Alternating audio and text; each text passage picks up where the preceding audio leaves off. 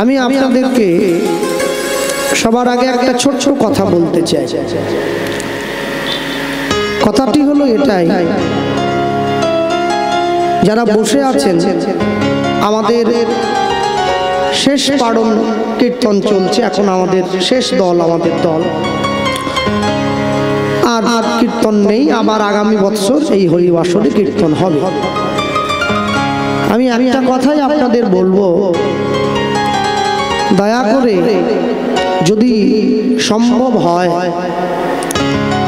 নিজেদের রুচির একটু একটু করে পরিবর্তন করুন। রুচির পরিবর্তন হলে দেখবেন কীর্তনেরও পরিবর্তন হচ্ছে। কীর্তনের পরিবর্তন যদি ঘটাতে চান, সবার আগে নিজেদের রুচির পরিবর্তন করুন। তাহলে যারা কীর্তন গাইতে আসবে তারাও তাদের রুচির পরিবর্তন করতে বাধ্য হবে। ধরুন এখন আমাদের শেষ বাসর, আমাকে কমিটির ছেলেরা বলেছে, দাদা শেষে একটু দধিভঙ্গের গানটা গেয়ে দিতে হবে, তারপরে লুটের পদটা করে দিতে হবে। সেটা আপনি যেভাবে পারবেন ম্যানেজ করবেন, কেন আর তো দল নেই। যিনি বৈষ্ণব ঠাকুর সেবা দিচ্ছিলেন তিনি ভোগ দিয়ে চলে গিয়েছেন বাড়ি, তার কাজ শেষ। আচ্ছা একবার চিন্তা করে দেখুন, দধিভাণ্ডটা ভঙ্গ হবে। দধিভাণ্ড ভঙ্গ মানে কিন্তু আনন্দ নয়, দধিভাণ্ড ভঙ্গ মানে দুঃখ। তাহলে এখন যদি মহাপ্রভুর ওই পসরাটা মাথায় নিয়ে কেউ নাচতে নাচতে চিৎকার করে, দিয়ে আচার দিয়ে মাটিতে ভাঙে, দধিভাঙ্গের পদ যখন শেষে গাইবে এরা, তখন শুনবেন ওখানে পংক্তি আছে, মহাজন লিখেছেন, গৌরীদাস কীর্তনিয়ার করেতে ধরিয়া কহিয়াছেন মহাপ্রভু কাঁদিয়া কাঁদিয়া। হ্যাঁ, মহাজনের পদ, মহাপ্রভু নিজেরই চোখে জল যে আমাকে এই ভক্ত সঙ্গ ছেড়ে দিতে হবে আর একটু পরে। এটা ভেবে মহাপ্রভু নিজেই কাঁদছে। তাহলে যিনি সংকীর্তনের পিতা, অনার্পিত চরিন চিরাত করুণাবতীর্ণ কালৌ সমর্পয়ত উন্নত উজ্জ্বল রসাং সভক্তি শ্রিয়ম হরিপুরট সুন্দর দূতি কদম্ব সন্দীপিত সদা হৃদয় কন্দরে স্ফুরত বহ শ্রী শচীনন্দন। যিনি এই সংকীর্তন আমার আপনার মাঝে দান করে দিয়েছেন, তিনি কাঁদছেন সংকীর্তনকে বিদায় দিতে হবে বলে। তাহলে সংকীর্তনের পিতা যদি হরিনাম ছেড়ে দিতে হবে বলে কাঁদতে থাকে, তাহলে যারা সংকীর্তন শুনতে এসেছে তারা কি মর্মে চিন্তা করছে আমরা একটু নাচবো। আমি এই রুচিটার পরিবর্তনের কথা বলছি। এতে করে চৈতন্যের কৃপা লাভ হয়। রামকৃষ্ণ পরমহংসদেব বলেছিলেন, ঈশ্বর সবার মধ্যে আছে, কিন্তু ঈশ্বরের মধ্যে সবাই নাই। তাই যদি হবে তাহলে মানুষের মধ্যে এত হানাহানি থাকবে কেন, এত মারামারি থাকবে কেন? চৈতন্য মহাপ্রভু সন্ন্যাস হয়ে চলে গিয়েছেন নবদ্বীপ থেকে। বৈষ্ণব মহাজন লিখেছেন, গৌরাঙ্গ বলিতে হবে পুলক শরীর।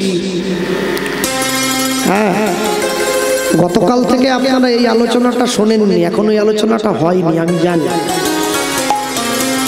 কারণ আলোচনা কার পক্ষে কতটা কি হতে পারে, এটা এই 20 বছর কীর্তন জগতে ঘুরে আমি তো এইটুকু অনুভব করতে পেরেছি।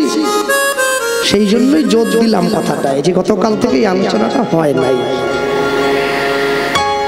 চৈতন্য মহাপ্রভু সন্ন্যাস হয়ে যাচ্ছে, গৌরাঙ্গ বলিতে হবে পুলক শরীর। এরপরে লিখছেন, হরি হরি বলিতে মোর নয়নে বহে নীর। জীবনে এমন একটা সময় আসবে যে সময়টা ভগবানের নাম বলা তো দূর, ভগবানের নাম কানে শোনা মাত্রই চোখে জল এসে যাবে। যদি জীবনে কোনোদিন সেই সময়টা সম্মুখে এসে যায়, তখন অনুভব করতে হয় কোথাও না কোথাও আমি তার করুণা একটু হলেও পেয়েছি। কেন বলুন তো? রেগে যেতে পারে সবাই, শান্ত থাকতে পারে কজন। মারামারি করতে পারে সবাই, সমস্যার সমাধান করতে পারে কজন। জোরে কথা সবাই বলতে পারে, আস্তে কথা বলতে পারে কজন। বেশি কথা সবাই বলতে পারে, কম কথায় মনের ভাব বুঝিয়ে দিতে পারে কজন। আর হরিবাসরে দাঁড়িয়ে সবাই নেচে গিয়ে মানুষের মন জয় করে নিতে পারে। আমার গুরুদেব বলতেন, মানুষের চোখে জল এনে দিতে পারে কজন। সব সময়ের জন্য জানবেন, ঈশ্বরের কৃপালেশ হবে যাহারে, সেই ঈশ্বরের কথা বলিবারে পারে। সকলে পারবে না। গৌরাঙ্গ বলিতে হবে পুলক শরীর। মহাপ্রভু শান্তিপুরে অদ্বৈত আচার্যের ঘরে গিয়ে উঠেছেন, সন্ন্যাস হয়েছেন। নিতাই চাঁদকে খবর দিতে হচ্ছে, দাদা একটু যাও। কোথায় যাব? নদিয়া। আমার মাকে ডাকবে, নবদ্বীপবাসীকে ডাকবে, যারা আমায় ভালোবাসে তাদের ডেকে আনবে। আমি তো সন্ন্যাসী হয়ে যাব, আর কোনোদিন কারোর সঙ্গে দেখা হবে না। তাই জীবনে শেষবার সবার সঙ্গে একটু প্রাণ ভরে দেখা করে নিতে চাই।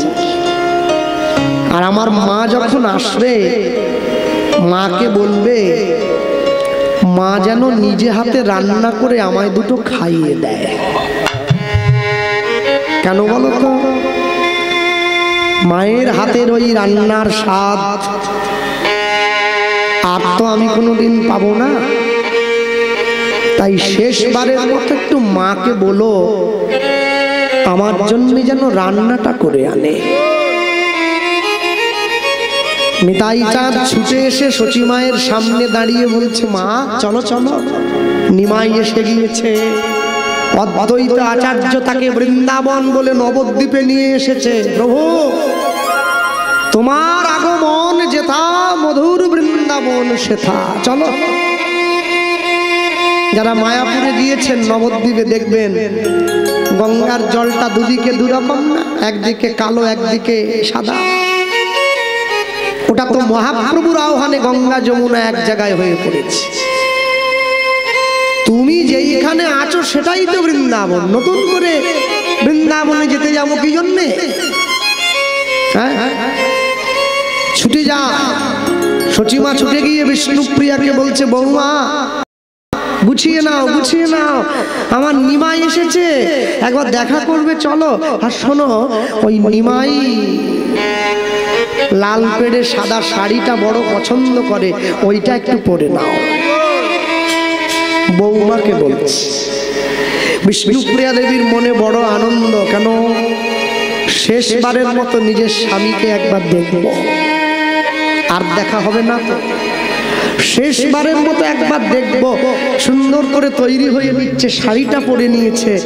স্বামী যা যা খেতে ভালোবাসে সেইগুলো হ্যাঁ, নাড়ু মোয়া মুরগি সব গুছিয়ে নিয়েছে। নিতাই চাঁদের চোখে জল।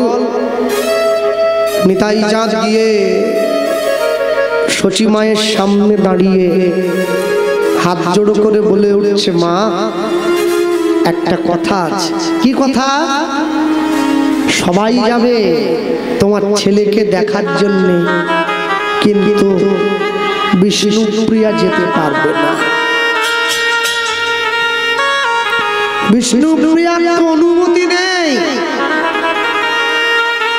নিমাই বলে পাঠিয়েছে, বিষ্ণুপ্রিয়া যদি আমার সামনে এসে দাঁড়ায় আমার সন্ন্যাসে বাধা হয়ে যাবে। আমি সন্ন্যাসী হওয়ার আগে মায়ার মুখটা দেখব না। সচিমা নিতাই চাঁদের সামনে গিয়ে নিতাইকে বলছে, তুই চলে যা, আমার 8টা ছেলে মরে গেছে, আমি জানবো আমার নিমাইও মরে গেছে। যে মেয়েটা সব ছেড়ে দিয়ে সারা জীবনের জন্য অপেক্ষা করছে এই মানুষটাকে দেখবে বলে, আজকে সেই মানুষটা তার সঙ্গ পরিত্যাগ করেছে। দূর হয়ে যা, তোর মুখটা আমি দেখবো না। বিষ্ণুপ্রিয়া দেবীকে ঘরের দরজায় রেখে দিয়ে নবদ্বীপের সকলে চলে যাচ্ছে গৌর দেখার জন্য। ঘরের বারান্দায় আছাড় খেয়ে পড়ে কাঁদছে নববধূ বিষ্ণুপ্রিয়া। প্রভু, আমি কি এমন অন্যায় করেছিলাম যে শেষবারের মতো তোমার মুখটা একবার দেখতে পাবো না? নদিয়ার মানুষ ঘরের সামনে দিয়ে ছুটে যায়, বিষ্ণুপ্রিয়াকে ডেকে বলছে, বিষ্ণুপ্রিয়া, এই জীবন তোর রাখার দরকার নেই, তুই তো দ্বিচারিণী, তুই তো কুলোটা। সব যার স্বামী সন্ন্যাসী হওয়ার আগে নিজের স্ত্রীর মুখটা দেখতে চায় না, তার মতো অভাগিনী কি জগতে দ্বিতীয় হয় রে? আজকে সবাই যখন নবদ্বীপ থেকে চলে যাবে, তুই গলায় একটা কলসি বেঁধে গঙ্গার জলে ঝাঁপিয়ে পড়ে যাস। ওটাই তোর জীবনের শাস্তি, এটাই তোর জীবনের প্রাপ্য, এটাই তোর পাওনা। বিষ্ণুপ্রিয়া সবাইকে ডাক দিয়ে বলছে, তোমরা কোথায় যাচ্ছ? আমরা তুই জানিস না কোথায় যাচ্ছি? আমাদের নদিয়ার প্রাণের প্রাণ, নদিয়ার মানুষের অন্তরের ভালোবাসা, এই নদিয়া নাগরীদের চিতচোরা মনোচোরা নদিয়ার মানুষকে হরিনাম প্রদানকারী, জগাই মাধাইয়ের মতো মাতালকে হরিনাম দানকারী, মলয় চাঁদ কাজীর মতো মুসলমানকে তার পায়ে পড়ে হরিনাম দানকারী সেই সোনার নিমাই, সোনার নিমাই নদিয়া ছেড়ে, নদিয়া ছেড়ে চলে গেছে, নদিয়া ছেড়ে চলে গেছে।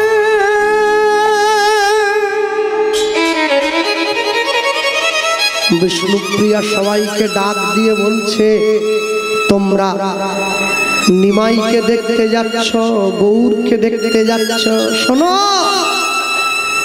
যে মানুষটাকে দেখার জন্য তোমরা সবাই ছুটে যাও, যে মানুষটাকে দেখবার জন্য তোমরা আমায় কটু কথা বলো, গাল মন্দ করো, একবার ভেবে দেখেছো কি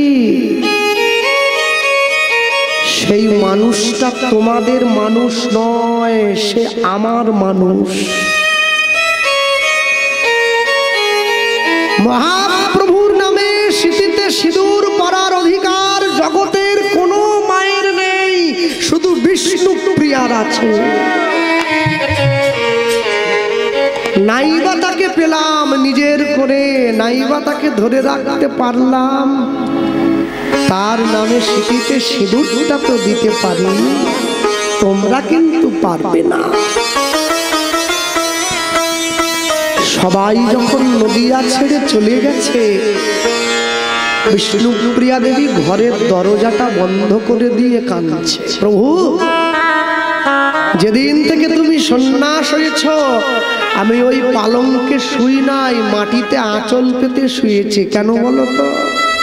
আমি জানি তুমি তো পথে ঘাটে শুয়েছ, তাই আমি তোমার সহধর্মিনী, আমি কি করে পালঙ্কে শোব? যেদিন থেকে তুমি সন্ন্যাস হলে আমি পেট ভরে আহার গ্রহণ করি নাই, আধ পেটা করে খেয়ে বেঁচে আছি। তুমি তো সাধু, সাধু কোনোদিন পেট ভরে খাবার খায় না। যেদিন থেকে তুমি নদিয়া ছেড়ে চলে গেছো আমি সেদিন থেকে কোনো পরপুরুষের মুখ দেখি নাই, ঘরের মধ্যে নিজেকে বন্ধ রেখেছি। তাও কি আমার জন্য এত শাস্তি? তাও যদি আমার জন্য এত দুঃখ থাকে, এত যন্ত্রণা থাকে, তাহলে আমি সেটাই মেনে নিলাম। দরজায় টোকা দিয়ে ডাকছে বিষ্ণুপ্রিয়া, কে? চমকে উঠেছে, ছুটে গিয়ে দরজাটা খুলে দিয়েছে। গৌর হরি হাত ধরে ঘরে নিল। দেখি সবাই তোমাকে দেখার জন্য ছুটে গেছে, আর তুমি আমার কাছে এলে। সবার থেকে তোমাকে দূরে করে না দিলে তোমার সঙ্গে মনের কথাটা বলতে আসবো কি করে?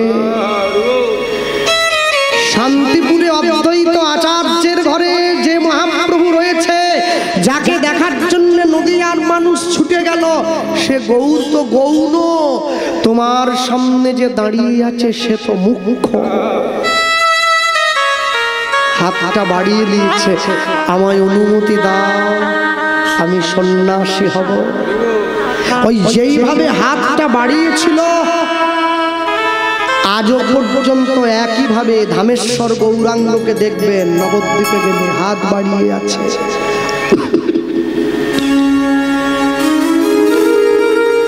অনুমতি চা, আমি সন্ন্যাসী হব, আমায় অনুমতিটা দিয়ে দাও। বিষ্ণুপ্রিয়া দেবী অনুমতি দিচ্ছে, তুমি সন্ন্যাসী হবে। তবেই তো মহাজন লিখেছে, জয় শচী নন্দন জয় গৌর হরি, বিষ্ণুপ্রিয়ার প্রাণনাথ নদিয়া নবদ্বীপ। সেই গৌরের কৃপা যদি না পাও, আরো সহজ উপায়। কি উপায়? ওই লিখছেন, বলো আর কম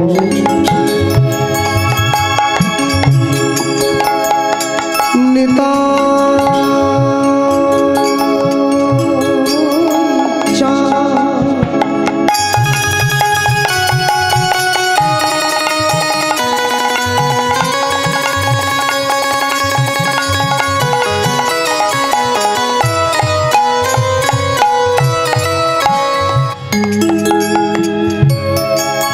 বলো আর কবে নিতা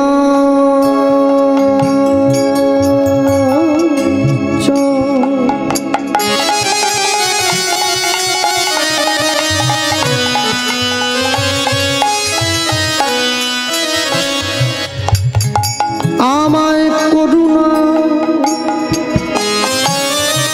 করুণা করিবে,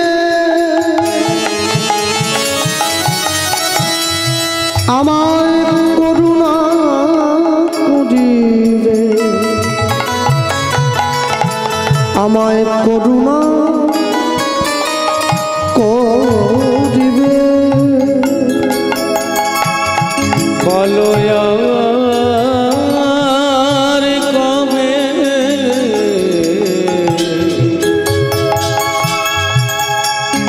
আমার নিতাই চাঁদ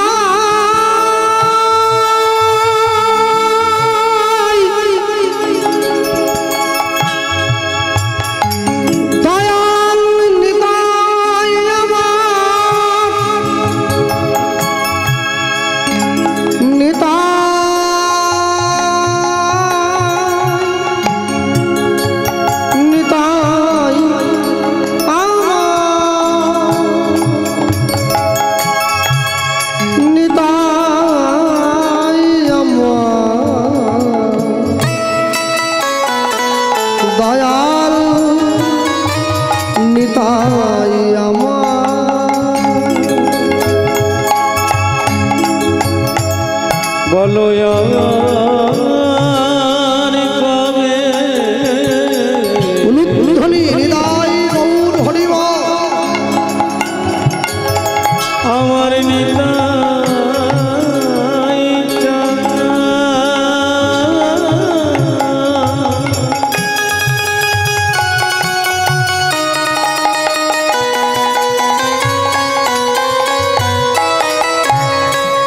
আমায় করুণা করুণা করুণা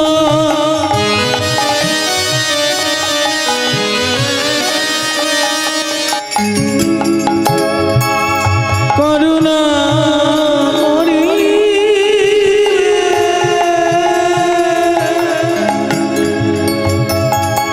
করুণা কবে দূরে যাবে সংসার বাসনা কবে দূরে যাবে অগো সংসার বাসনা কবে দূরে যাবে বল বিষয় ছাড়িয়া কবে আমার সুশুদ্ধ হবে কবে হামহে রব সেই মধুর বৃন্দাবন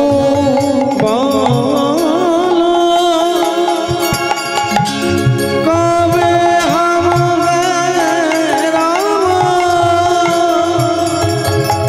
সেই মধুর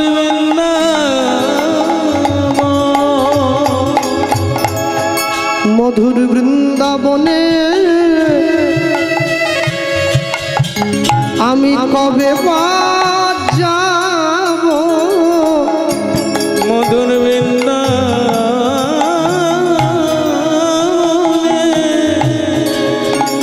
আমি কবে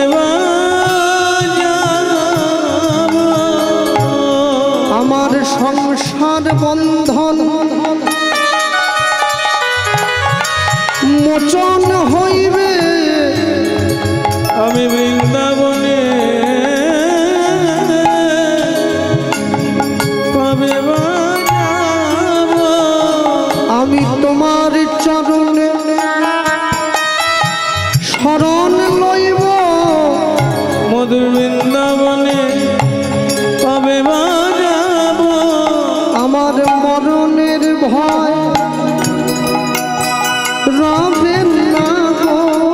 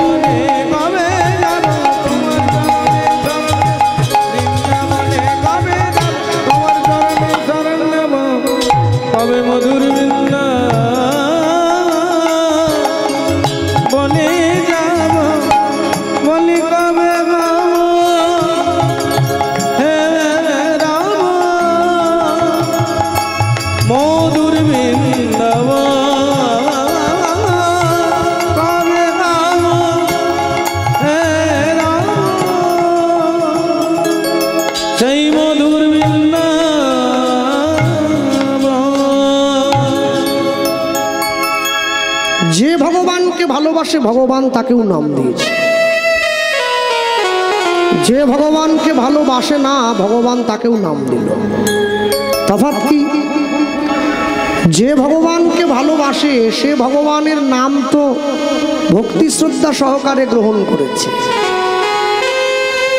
আর যে ভগবানকে ভালোবাসে না সে ভগবানের নাম ভক্তি শ্রদ্ধা সহকারে গ্রহণ করলো না। হ্যাঁ, যে বুঝেছে সে মজেছে, না বুঝেছে ভালো আছে, আর আধা বুঝে তার প্রাণ গেছে। আশ্চর্য কি, পৃথিবীতে জন্ম যখন আমাদের হয়েছে মরতে আমাদের হবে, জন্মিলে মরিতে হবে, অমরকে কথা কবে। আচ্ছা তাই যদি হয় জন্ম যখন হয়েছে মরতে আমাদের হবে, তাহলে আমরা মৃত্যু যখন আমাদের নিকটে এসে দাঁড়াবে আমরা মরণের সময় কাপুরুষের মতো মাথাটাকে নিচু না করে যদি মৃত্যুর সামনে মাথা উঁচু করে দাঁড়াইতে পারি তবেই তো জীবনের সার্থকতা। আলেকজান্ডার যখন পেরু দেশের রাজা পেরুকে যুদ্ধে পরাস্ত করলেন, তার সম্মুখে গিয়ে আলেকজান্ডার জিজ্ঞাসা করেছিলেন, তুমি আমার থেকে কি ধরনের ব্যবহার আশা করছো? তুমি তো রাজা। এই কথাটা শোনা মাত্র পেরু দেশের রাজা বলে উঠেছিল, মহারাজ আপনি আমাকে যুদ্ধে হারিয়ে দিলেও আমি কিন্তু রাজা। বলছে হ্যাঁ, ওই জন্য তোমাকে বলছি তো, তুমি কি ধরনের ব্যবহার আশা করো আমার থেকে? তখন রাজা পেরু আলেকজান্ডারকে বলছেন, একজন রাজা আরেকজন রাজার কাছ থেকে যে ব্যবহার আশা করে আমি আপনার কাছ থেকে ঠিক সেই ব্যবহারটাই আশা করছি। সেই জন্যই আলেকজান্ডার তার সহকারীকে বলেছিলেন, সত্য সেলুকাস কি বিচিত্র এই দেশ, যে দেশের মানুষ ঈশ্বরের সামনে মাথা নত করে কিন্তু মানুষের সামনে মাথা নত করে না। হ্যাঁ, সবাই একটু এগিয়ে এগিয়ে আসুন তো, জায়গা একটু সংকট হচ্ছে, একটু এগিয়ে এগিয়ে আসুন, সকলে একটু এগিয়ে এগিয়ে আসুন মায়েরা। হ্যাঁ, একটা সিদ্ধান্ত একটু ভুল হয়ে গেছে। এই ইউটিউব বাইরে এত ছড়িয়ে ছিটিয়ে বসেছো কেন? তোমরা তো যেমন সাইড হয়ে বসবে এ কম থেকে নালে, তাহলে সকলের বসতে সুবিধে হতো। একটু এগিয়ে এগিয়ে এসো, একটু এগিয়ে এগিয়ে এসো। হ্যাঁ হ্যাঁ,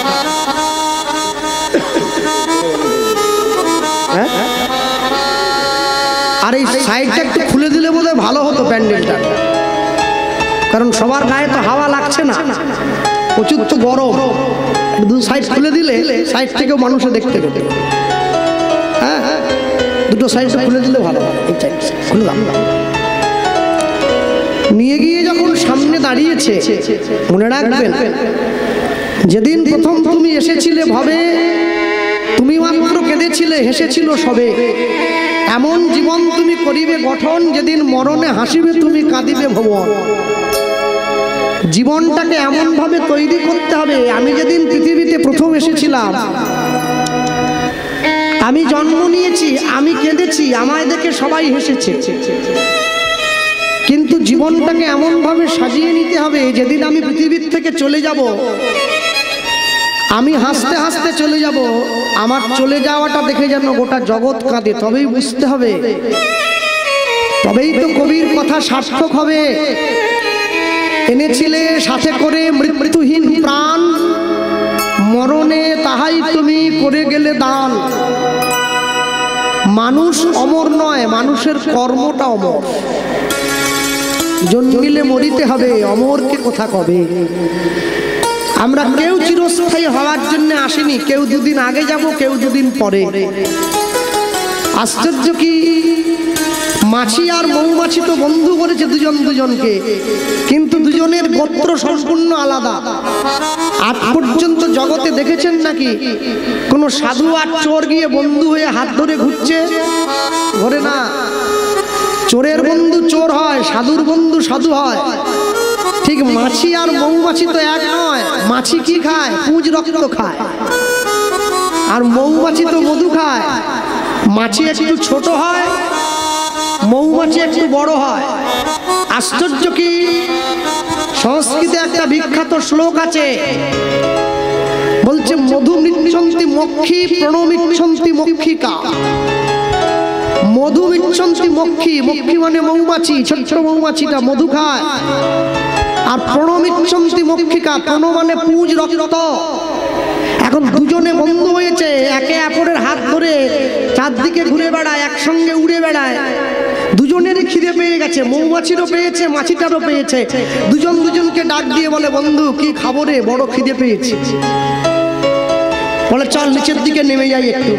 অনেকটা আকাশের ওপরে উঠছিল তো, নিচে নেমে এসে নিচে নেমেছে। প্রথমে মৌমাছিটা নেমেছে, মাছিটা পিছন পিছন নামছে।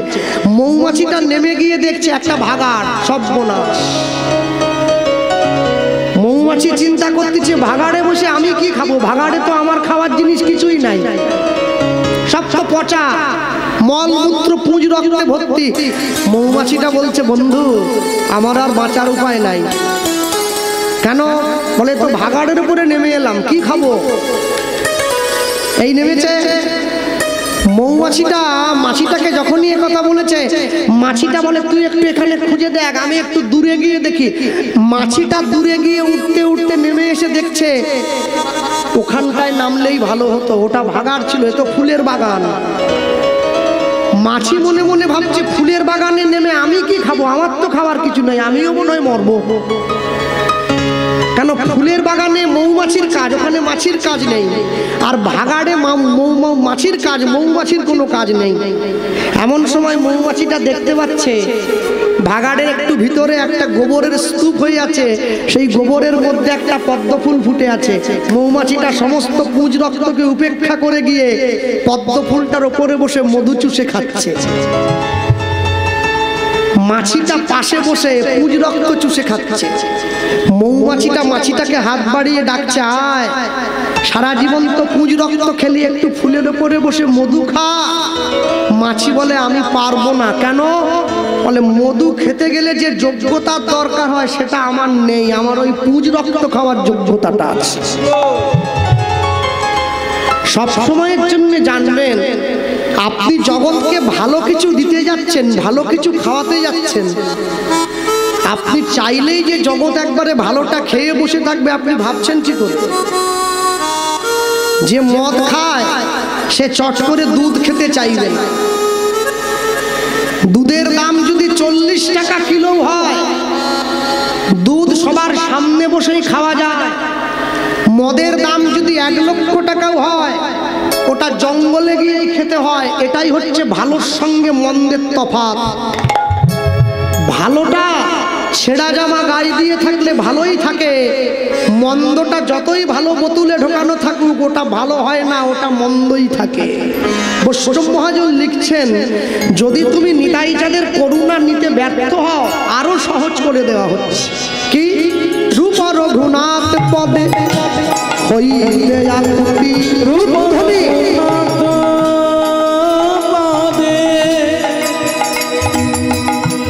হইবে আকুতি, রূপ রঘুনাথ পদে হইবে আকুতি। আমার রূপ রঘুনাথ পদে হইবে আকুতি। কবে হাম হে রব যুগল প্রীতি, ওই না কবে আম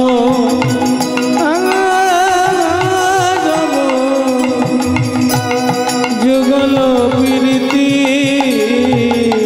ওই না কবে হাম হে রব যুগল প্রীতি ওই না কবে গাম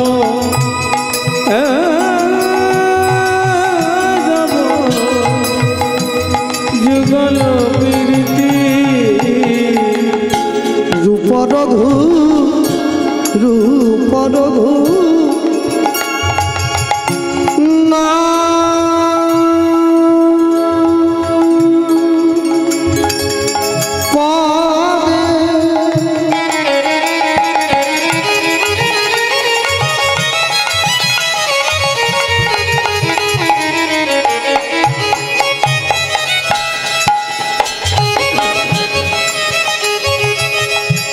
রহু মরয়াস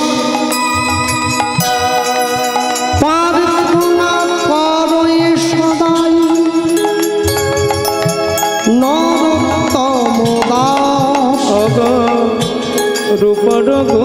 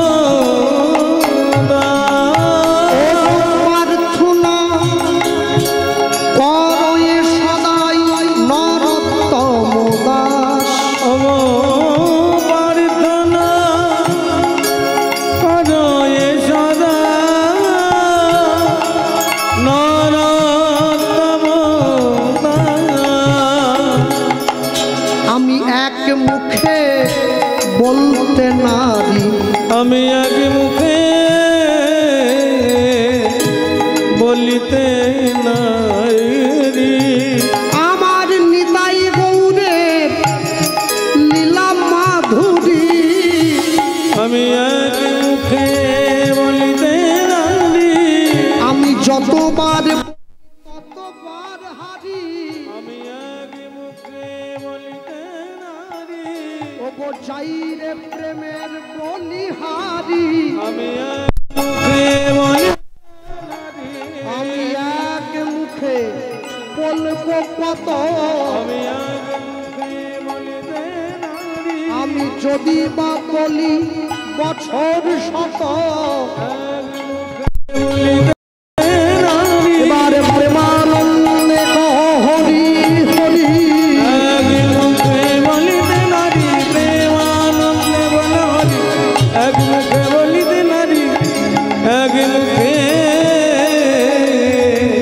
বলিতে নারী আমার না করো এ সদা নরোত্তম দাস প্রার্থনা করো এ সদা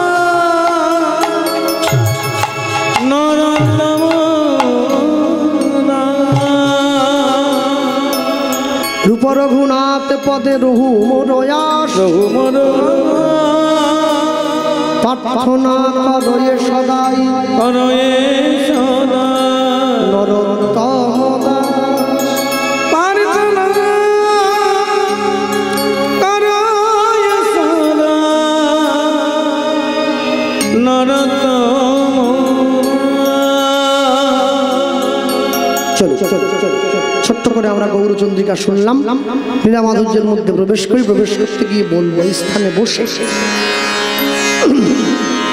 দেখবেন নাম সংকীর্তনের পূর্ণ পদ যেখানে হয় সেখানে কীর্তন হয় হরিহরায় নম কৃষ্ণ যাদবায় নম যাদবায় মাধবায় আজকেও হবে ওটাকে বাতাসা লুট দিয়ে দিতে হয় ওই পদ গাওয়া মানে কীর্তন বিশ্রাম আর কিন্তু হবে না শেষ যে কমিটির কীর্তনের বাজেট যদি 1 কোটি টাকাও হয় ওটাই কিন্তু শেষ পথ, ওটা গাইতেই হবে, ওটা না গাইলে কীর্তন সম্পূর্ণ হবে না। এই নাম সংকীর্তনের পূর্ণ পদ তথা বৈষ্ণব জগতে চারজন বৈষ্ণব আছে যাদের শিরোপা আজ পর্যন্ত কেউ নষ্ট করতে পারে না। চারজন কে কে? প্রথমে আসুন, নামে ঠাকুর হরিদাস। কাল থেকে শুনছেন। প্রণামে রঘুনাথ দাস। আচার্য শ্রী রামানন্দ। হরিনাম প্রচারে শ্রীপাদ নিত্যানন্দ। খুব সহজ ভাষায় বললাম, চারজন। নামে ঠাকুর হরিদাস। আমাকে যে বাবা মালা চন্দন করতে এসেছেন তিনি আমার বাসায় বললেন, কাল থেকে দুবার হয়েছে পালাটা। নামে হরিদাস, হরিদাস ঠাকুরের মতো এত হরিনাম কোন বৈষ্ণব করতে পারেনি আজ পর্যন্ত। দিবানিশি 3 লক্ষ হরিনাম করেছে, মাসে 3 × 90 লক্ষ, 1 কোটি নাম গাইতো যে সাধু। এরম সাধু আর জগতে দ্বিতীয় পাওয়া যায় নাই, এই একজন। 2 প্রণামে রঘুনাথ দাস। রঘুনাথ দাসের মতো করে প্রণাম আজ পর্যন্ত কোনো বৈষ্ণব করতে পারে নাই। প্রত্যেক দিন বৃন্দাবনে রাধাকুণ্ডের পাড়ে গিয়ে 1000 বার মাথা ঠুকিয়ে প্রণাম করেছে। শেষ জীবনে কপালের মাঝখানটা গর্ত হয়ে গিয়েছিল। 3 আচার্য শ্রী রামানন্দ। রামানন্দ রায়ের মতো করে গৌর ভক্তির আচরণ আজ পর্যন্ত কোনো